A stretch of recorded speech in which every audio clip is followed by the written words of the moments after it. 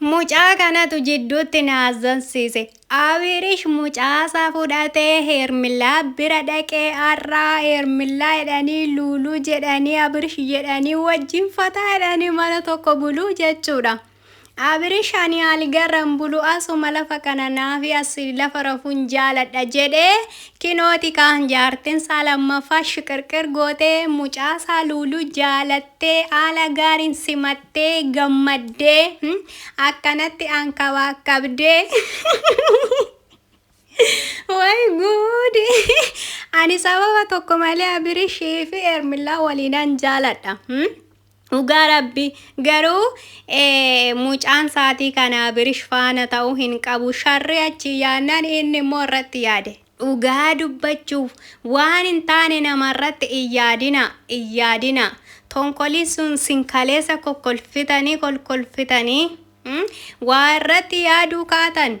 Arra kunoo walitti sinnaqe mitiire Daanii fi Meeriin walitti naqami.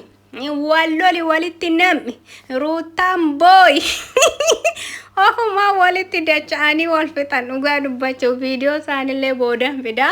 Walitti nammanii wal fixanii akkamittiin tasgabbaa yoo si walii hin galle jette Ruutaan. Abirish kaakunoo jaarti isaa lammaffaa faana dhufee kolfee jarrachi wal fixaa achi walitti boo'aa isaan immoo asii shiqarqarri jedhanii. Wow! Dhugaa dubbachuuf ani isa Abirish haakti isaanii irratti baree mucaa jalaa fidee dhufetu na kofalchiisee na garrame malee saatii kanatti yaade mucaan isa bira ta'uu hin qabdu. Haadhumaan malti yaani amma waggaa ol darbutti baay'uma ulfaata. Waggaa yoo ol darbu hin ulfaata. Sanas ta'u ka isaan kaleessa akkana gochuun isaanii kun guyyaa tokkotti haarsee walitti naqe Abirish egaa nagaan siniif haa ta'u jirtu mitiire. Inna Abirish kaleessa akkuma viidiyoo irratti argitanii inna mucaa fudhadheetiin dhufee amma kunoo mana Heermillaa deemuufi sapiraayisiin godha mana Heermillaa. Maaliif jennaanii namatu natti hime ani silkii koo cufeetiin jira. Kilaasii hoteela qabatee jira mitiire bakka nyaachisee obaaseetiin uffatallee itti jijjiireen amma kunoo fudhadhee dhufee silkii kommoo indaawwalu ziggit godheetiin cufee akkasuma kan Heermillaas dhiifama gaafatanii hanas dhiifama gaafatanii sharriin isaanii naagaleeti. Akkasuma guyyaa kaleessa jechuudha isa kaleessa hojjetan guyyaa kaleessa sana Meerii fi Daaniin maal akkana irratti yaadan hundi isaa naagaleetu ture. Anaaf Heermillaa adda baasuuf anaaf Heermillaa jidduutti waa yaaduuf waa haqqadaniitu turanii. Nama natti himetu jira waan nan dhagayetu jira. Ani kanaafini mucaa koo fudhadhee gara Heermillaa dhufee abbaa natti hime sana immoo viidiyoo biraarrattiin siniif hima. Kanaaf immoo Heermillaanii mucaa koo faana simatti jedheen yaadaa jedhee gammadee Heermillaan koo akkuma jalaa baneen hin naate Abirish jetteen tasatti dhufe odoon daawwaliin ishiinis gammaddee fuula ifaatiin simattee inna ani mucaa koo fideetiin dhufe amma guyyaa 3-4tti asin bulaasaan booda immoo gara kutaa kiyyaattan deema jedheeni nan simattu innan akka gaariittiin si simadha. Maaliif si sinamanne ta'us immoo mucaa Ruutatu si eeyyame akkana bira immoo as bultuu si eeyyamteetti Ruutaan mucaa akkamitti garuu xiqqooshii mucaa daa'imaa ofii keetii akkana ofitti fuudhuun xiqqoo hin ulfaatu yaada barbaachisaa jetteen Heermillaan. Akkasuma Maartiinis naatee abadan kun ta'uu hin danda'u. Saatii kana haadha biraan mala haadha barbaachisa alkaan gara bariirree waa hedduu haadha barbaachisaa jaalachuun kee toleera jennaan achumaan lakki Maartii wanta seef hin galletu jira. Mucaa koo laallachuudhaaf waa baay'eetu uumameetu ture jetteen.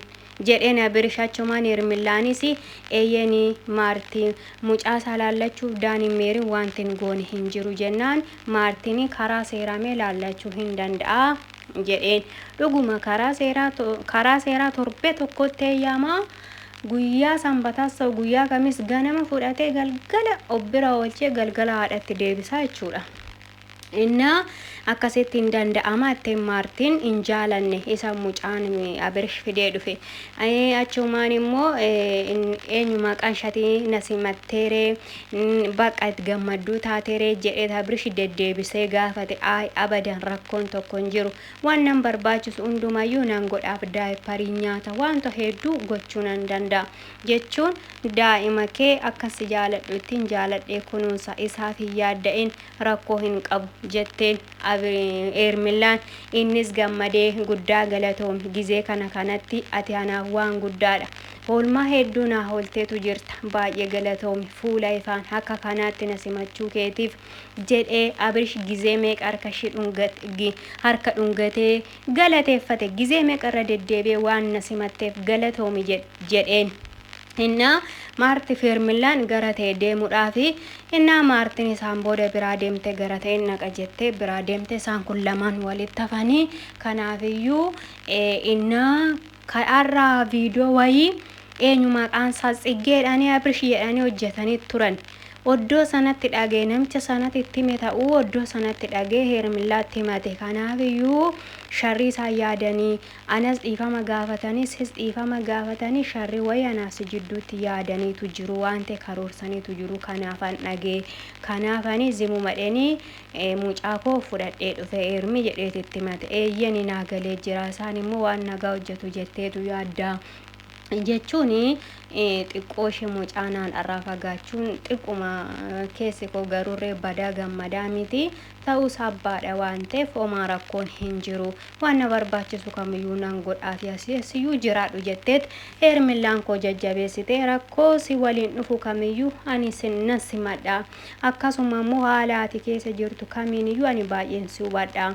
Haala ammatti jirtu Abirish maal keessa jira akkam jira kan jedhu ani baay'een si yaada jira si hubachaan jira rakkoon tokko hin jiru gammadaa ta'e fataa jedhe lulu kee faana jetteeni isaan booda luluunis rafee isaan booda kutaa manyitaa shootoon taane kutaan biraa duwwaadhaan naachaa rafannaan lakkachi rafu asumaan bira haa rafu firaashi biraa fidiiti as lulu faana ramna atis kilaasikee rafii jedheen Abirish lakkii akkamitti lafa rafta kutaan biraa jiraachi buli jennaan lakkanii lafa rafuun jaaladha algaan jaaladha sumaan rafa jettee isaan booda kaa firaashii fiduu fi dhaxxee luulus kun akkanatti fataa godhanii raffisanii innaa har'a immoo qawuxiidha jedhaa qawut viidiyoon xiggee waan hojjate otoo mucaa hin fuudhin hojjate anarra gallakkisan jechuudha kaleessa hojjetame viidichi kanarra gallakkifame. Inna isa hojjate Abirish booda immoo mucaasaa fudhatee achi gajarri walitti namanii boo'u asiin Ermisillaasaa faana shiqirqir jedha mucaan illee xuuxxoo baree nama ajaa'iba dhugaa rabbi.